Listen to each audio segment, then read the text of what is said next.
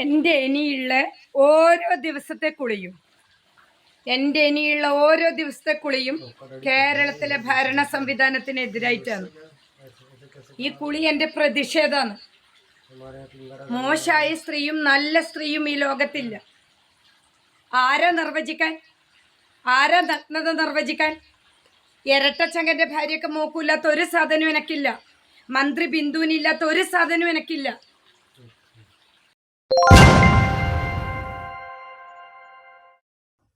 നമസ്കാരം, ജോക്ക് ഫാമിലിയിലേക്ക് എല്ലാവർക്കും സ്വാഗതം. സത്യത്തിൽ എന്താണെന്ന് എനിക്ക് പെട്ടെന്ന് മനസ്സിലായില്ല.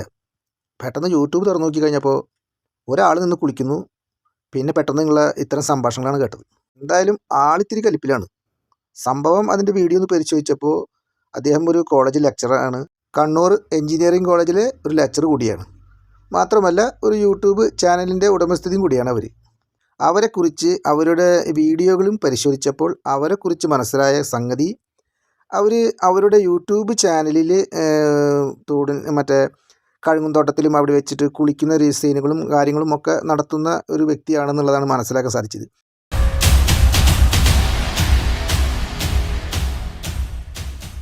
അവർ വളരെ ഫ്രാങ്ക് ആയിട്ടാണ്. എന്നാൽ ഭയങ്കര നഗ്നതാ പ്രദർശനമായിട്ടുള്ളൊരു സംഭവമൊന്നും എനിക്കങ്ങനെ തോന്നിയില്ല. കല്യാണം കഴിഞ്ഞ് 19 വയസ്സ് മുതൽ ഒരുപാട് ജീവിതത്തോട് മല്ലടിച്ച് ജീവിച്ചു വരുന്ന ഒരു ഒറ്റപ്പെട്ട ഒരു സ്ത്രീ എന്ന് തന്നെ പറയാം. ഒരു പ്രായമായ ഒരു അമ്മയുണ്ട്. അപ്പോൾ അമ്മേനെ നോക്കുന്നതും കൂടിയായിട്ടുള്ള ഒരു സർക്കാർ ജീവനക്കാർ. എന്തായാലും നമുക്ക് കാര്യത്തിലേക്ക് വരാം.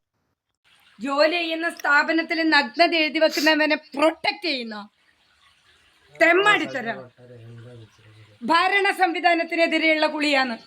കാര്യം എനിക്ക് മനസ്സിലായ കാര്യം എന്താണെന്ന് വെച്ചാൽ, ഇവർ നിൽക്കുന്ന അല്ലെങ്കിൽ ഇവർ ജോലി ചെയ്യുന്ന സ്ഥാപനത്തിൻ്റെ ഭാഗത്തായിട്ട് ഇന്ന് 8 മണിക്ക് ഇവരുടെ കുളി ലൈവ് ഉണ്ട് എന്നുള്ള രീതിയിൽ അങ്ങ് ഒരു പോസ്റ്റർ എഴുതി വെച്ചിട്ടുണ്ട്. ആ പോസ്റ്റർ എഴുതിയതിനെ കുറിച്ചിട്ട് ഇവർ 2 ദിവസത്തോളം നിരാഹാരം ഇരിക്കുകയും ചെയ്തു. നിരാഹാരം ഇരുന്നതിന് സമരം ചെയ്തു. അപ്പോൾ ഭരണപക്ഷത്തിനെതിരെയും അവിടുത്തെ സ്ഥാപനത്തിനെതിരെയും ഉള്ള കാര്യങ്ങൾ ചൂണ്ടിക്കാണിച്ചുകൊണ്ട് ഒരുപാട് പ്രതിഷേധം നടത്തുന്ന ഒരു സ്ത്രീയാണെന്നാണ് എനിക്ക് അവരുടെ വീഡിയോസുകൾ കണ്ടപ്പോൾ മനസ്സിലാകുന്നത്. ഇതിൻ്റെ സത്യാവസ്ഥ എന്താണ്, ശരിയാണോ തെറ്റാണെന്നുള്ളത് നമുക്ക് അറിയാൻ പറ്റില്ല. നമുക്കിത് കണ്ടിട്ടുള്ള ഒരു അറിവ് മാത്രമേ ഉള്ളൂ. എഞ്ചിനീയറിംഗ് കോളേജിന്റെ മുന്നിൽ കുളിക്കും, സെക്രട്ടേറിയറ്റിന്റെ മുന്നിൽ കുളിക്കും വേണ്ടി വന്ന അതെന്താ ചെയ്യാത്തെന്നറിയോ? നമുക്ക് ചില നിയമങ്ങളുണ്ട്. നിയമങ്ങൾ പാലിക്കാതെ ഗുണ്ടായിസം ചെയ്യുന്ന മുഖ്യമന്ത്രിക്കും കൂട്ടർക്കും എഞ്ചിനീയറിംഗ് കോളേജിലെ രാജേഷ് കെ ശിങ്കിടികൾക്കും പറ്റുന്നില്ല. അവരെ മുന്നിലാണ് കുളിക്കണേ. നിരാഹാര സമരത്തിന് ശേഷം ഇപ്പോൾ ഇവരെ അവിടുത്തെ കോളേജിൽ നിന്ന് സ്ഥലം മാറ്റി കോഴിക്കോട് ഭാഗത്തേക്ക് മാറ്റി എന്നാണ് പറയുന്നത്. അപ്പോൾ വൃദ്ധയായിട്ടുള്ള ഒരു അമ്മയുണ്ട്, വീട്ടിലൊറ്റപ്പെട്ട ജീവിതം, പോയി വരാനുള്ള സൗകര്യക്കുറവ്, ഇതെല്ലാം മാനിച്ചുകൊണ്ട് ഒരു ട്രാൻസ്ഫർ കിട്ടിയപ്പോൾ അതിൻ്റെ ഒരു പ്രതിഷേധം എന്നുള്ള രീതിയിലാണ് ഇവരിപ്പോൾ ഒരു കുളി പാസ്സാക്കിക്കൊണ്ട് അതിനെ പ്രത്യേക രീതിയിൽ ഈ കുളി മുഖ്യമന്ത്രിക്ക് എന്ന രീതിയിലൊരു ക്യാപ്ഷൻ എഴുതിക്കൊണ്ടാണ് ഇവരൊരു കുളി നടത്തുന്നത്. വേണ്ടി വന്നാൽ സെക്രട്ടേറിയറ്റിന്റെ മുന്നിലും കുളിക്കാൻ ഇവർ തയ്യാറാണെന്നാണ് പറയുന്നത്.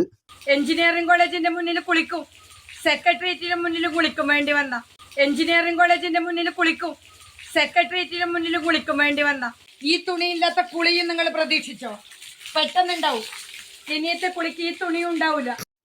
എന്തായാലും ശ്രീലത മാഡം, നിങ്ങൾ അബദ്ധമൊന്നും കാണിക്കില്ലേ? കാരണം ഇതെല്ലാം സമൂഹ മാധ്യമങ്ങളൊക്കെ ഏറ്റെടുത്ത് ഒരുപാട് ഇതിൻ്റെ പിന്നിലുള്ള ചർച്ചകളും പ്രശ്നങ്ങളും ഒക്കെ നടന്നു വരുന്നുണ്ട്. ഇതിനെന്തായാലും വ്യക്തമായിട്ടുള്ളൊരു തീരുമാനം ഉണ്ടാകും. നിങ്ങൾ ശക്തമായ രീതിയിൽ പ്രതിഷേധിക്കുന്നതിൻ്റെ ഒരു ഘട്ടമാണെന്നുള്ളത് എല്ലാവർക്കും മനസ്സിലായിട്ടുണ്ട്.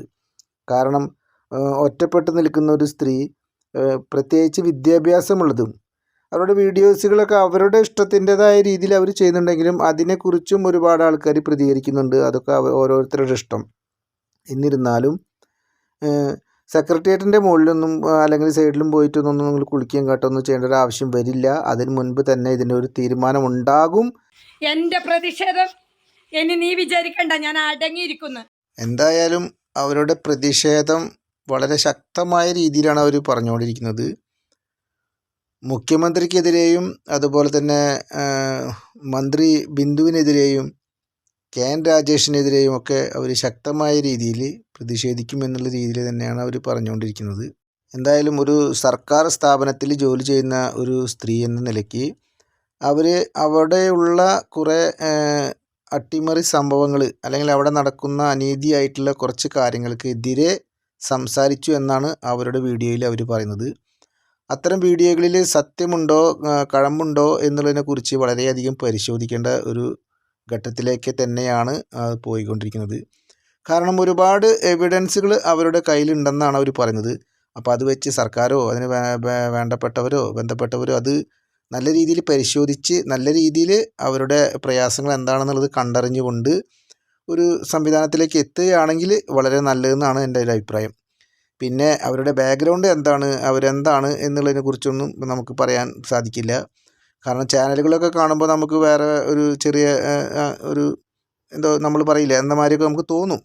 അപ്പോൾ അതിൻ്റെ സത്യാവസ്ഥ ഞാൻ ഫുൾ വീഡിയോസുകളൊന്നും അവരുടെ ഇതായിട്ട് ശ്രദ്ധിച്ചിട്ടില്ല. കാരണം നമുക്കത് ഒരു താല്പര്യം ആ കാര്യത്തിൽ അത്ര താല്പര്യം തോന്നിയില്ല.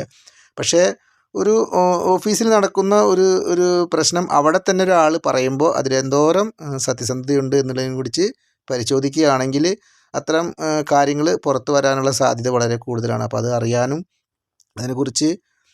അതിനെക്കുറിച്ച് അറിയാനും അതുപോലെ തന്നെ അതിൻ്റെ കാര്യങ്ങൾക്ക് ഒരു തീരുമാനം ഉണ്ടാക്കുവാനും അത് നല്ല രീതിയിൽ സാധിക്കുന്നതാണ് എൻ്റെ ഒരു വിശ്വാസം. ഓക്കെ, എന്തായാലും അവരുടെ പ്രതിഷേധത്തിൻ്റെ കമൻറ്റ് കണ്ടപ്പോൾ അല്ലെങ്കിൽ ക്യാപ്ഷൻ കണ്ടപ്പോൾ ഒരു അട്രാക്ഷൻ തോന്നി. ഇന്നത്തെ കുളി മുഖ്യമന്ത്രിക്ക് എന്നുള്ള രീതിയിലാണ് അവരൊരു കുളി പാസ്സാക്കിയത്.